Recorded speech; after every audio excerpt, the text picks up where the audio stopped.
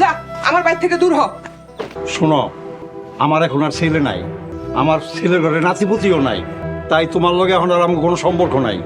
তুমি চলে যাও। বাবা কই যামু?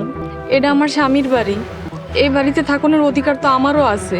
তুই একটা কুপা, তুই তোর জন্মের সময় তোর মায়েরে খাইছস, তারপর বাপেরে। আমার এই সংসারে আসার পর তুই আমার পোলাডারেও খাইছস। এখন আমাকে দুজনের খাওয়ানোর আগে এই বাড়ি থেকে বাইরে হ। যা বাইরে হ।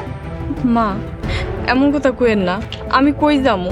আমার তো জামনের কোনো জায়গা নাই, আমার তো না খায় মরতে হইব। তোর মতো কুপার আমার সংসারে কোনো জায়গা নাই, তোর জন্যই আমার পোলাটা মারা গেছে। যা বাইরে হ। যা, এই সংসারে তোর কোনো জায়গা নাই। যা। কাকি থামেন, কি করতেছেন? মুস্তাকিম মারা গেছে হার্ট অ্যাটাকে, তার লাগে ভাবি কেন দেই? বাবা ফারুক, এই সেমরি এই সংসারে আসার পর থেকে একটার পর একটা সমস্যা লাগে আছে। ওর জন্য আমার সংসারে যত কুফা লাগে, ও যদি এই সংসারে থাকে আমার সংসারটা সারকার হয়ে যাব। কাকি, লাইজু ভাবি মুস্তাকিমের বিবাহিত স্ত্রী, আপনারা তারা এইভাবে বাইর করে দিতে পারেন না। তাছাড়া মুস্তাকিম পরপর থেকে নিশ্চয়ই আপনাকে আচরণে কষ্ট পাইতেছে। দেখো ফারুক, এখন আর আমার ছেলে নাই, আমি ছেলের বউ দিয়ে কি করুম? কাকা, তাই বলে আপনারা ভাবিরে বাইর করে দিবেন? আল্লাহ তো সহ্য করবো না। তুমি আমাকে পারিবারিক বিষয়ে নাক গলাইবা না। তুমি এক কাজ করো, সাইডটা খায়ালো, খাইয়া ঢাকার ছেলে ঢাকায় ফিরে যাও।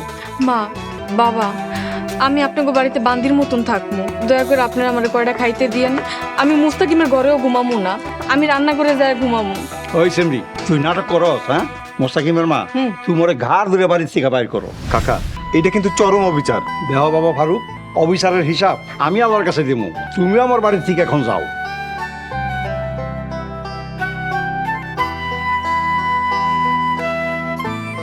এই সেমরি, তুই কি যাইবি না তোরে আমি মাই রাখা দাম? যা যা কইলা, যা আমার বাড়ি থেকে দূর হ।